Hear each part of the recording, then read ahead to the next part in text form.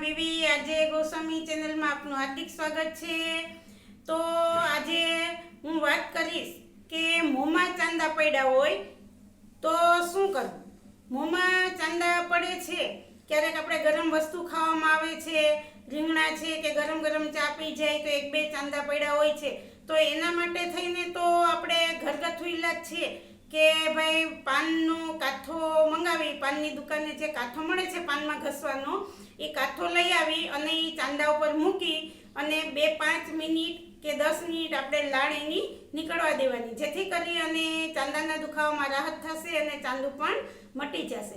બીજું છે એ જ રીતે કે તપકી જે છે એ ઓરાની દુકાને મળે છે, તો ઓરાની દુકાનેથી તપકી લઈ આવવાની, સફેદ કલરના પાવડર જેવી તપકી આવે છે, એ જ્યાં ચાંદુ પડ્યું હોય છે ત્યાં ચાંદા ઉપર લગાવી દેવાની અને 5-10 મિનિટ આપણા જીભની કે હોઠમાં જ્યાં ચાંદુ પડ્યું હોય એની લાળ આપણે બહાર નીકળવા દેવાની, જેથી કરી અને આપણા ચાંદાનો દુખાવો ઓછો થશે અને ચાંદુ પણ મટી જશે। પણ નહીં, 1-2 ચાંદા નથી, તમારા મોં આખું આવી જાય છે, તમારા ગળામાં દુખે છે, બળતરા થાય છે અને અવાજ પણ બેસી ગયો છે, તો શું કરવું। તો એના માટે થઈને આપણે અત્યારે લગભગ બધા ડેલામાં રાખતા હોય છે ચણોઠીના વેલા।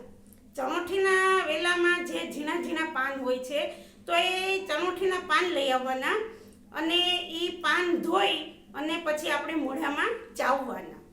તમે ચાવી અને એનો રસ ગળાવાટે નીચે ઉતારશો એટલે તમને મીઠો લાગશે, તીખો કે એવો કડવો લાગતો નથી, ગળ્યો લાગશે। એ ચણોઠીના પાન ચાવી અને રસ ચૂસશો એટલે એના હિસાબે તમારો અવાજ બેસી ગયો હશે તો પણ ખુલી જશે અને ગળાના જે ચાંદા છે એ મટી જશે, બરોબર। તો આ રીતે તમને મળી જ જશે, જંગલમાં પણ મળી જાય છે, અત્યારે તો શોભાની રીતે પણ બધા ડેલામાં રાખતા હોય છે।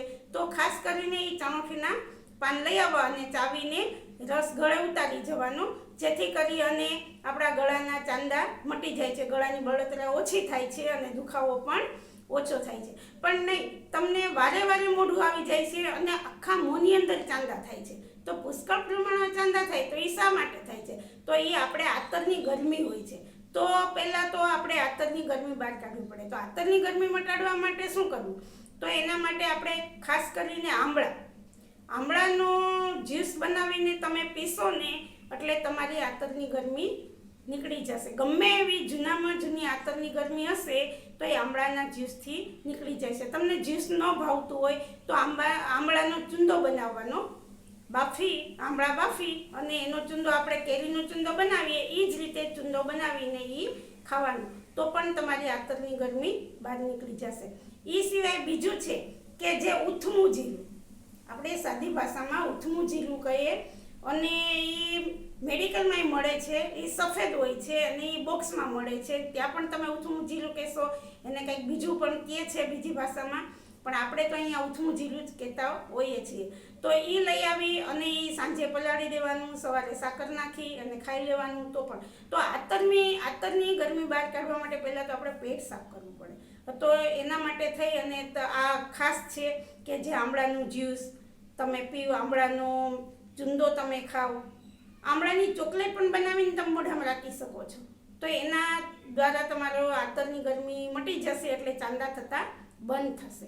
પણ એ બધું એમ છે કે જલ્દી નથી થાય એમ, તો ખાસ કરીને આ ચણોઠીના પાન લઈ આવો અને ચાવી અને રસ ઉતારશો એટલે 100% તમને ગળાના ચાંદા, ગળાનો દુખાવો અને ગળાની બળતરા ઓછી થશે અને અવાજ પણ બેસી ગયો હશે તો ખુલી જશે। તો બીજું છે કે તમને ચાંદા નથી દેખાતા, ગળું બળે છે, દુખે છે, અવાજ બેસી ગયો, તો શું કરવું? તો એ તો આપણા રસોડામાં નિમક હોય જ છે, તો નિમક લેવાનું, ગરમ હુંફાળું પાણી દેવાનું, બહુ એકદમ ગરમ પણ નહીં, એમ સાવ ઠંડુ પણ નહીં, અને એમાં નિમક નાખી હલાવી અને કોગળા કરવાના। આપણે મોંમાં પાણી નાખવાનું, ઘડીક વાર મોંમાં રાખી અને એકદમ એ રીતે હલાવવાનું અને પછી કોગળા કરી નાખવાના। એ રીતે સવારે સાંજે જ્યારે તમને ટાઈમ મળે ત્યારે દિવસમાં 2-3 વખત કરશો એટલે તમને ગળાનો દુખાવો ઓછો થઈ જશે અને તમારો અવાજ બેસી ગયો હશે તો પણ મટી જશે। પછી બીજું છે કે તમને ગળું દુખે છે, તમારો અવાજ બેસી ગયો છે, તો શું કરવું? તો આંબા ઉપર મોર આવેલા હોય છે, એટલે મતલબ આંબાના ફૂલ, જે કેરી આવે ને એની પહેલા એના ફૂલ એટલે એને આપણે મોલ કહીએ છીએ. તો એ ફૂલ લઈ આવવાના અને એ ફૂલ તમે સાકર ભેગા ખાંડી અને મોઢામાં રાખશો, ચાવશો તો એનાથી પણ તમારો અવાજ ખુલી જશે અને ગળામાં દુખતું મટી જશે. આ છે ગળામાં દુખાવો અને અવાજ બેસી ગયો હોય તો એના માટે થઈને. પણ ખાસ કરીને તમને અવારનવાર ચાંદા પડે છે તો એના માટે તો તમને મેં કીધું એમ કે કાથો, તપકી કે પછી આ ચણોઠીના પાન. ચણોઠીના પાન અતિ ઉત્તમ છે ગળાના ચાંદા મટાડવા માટે.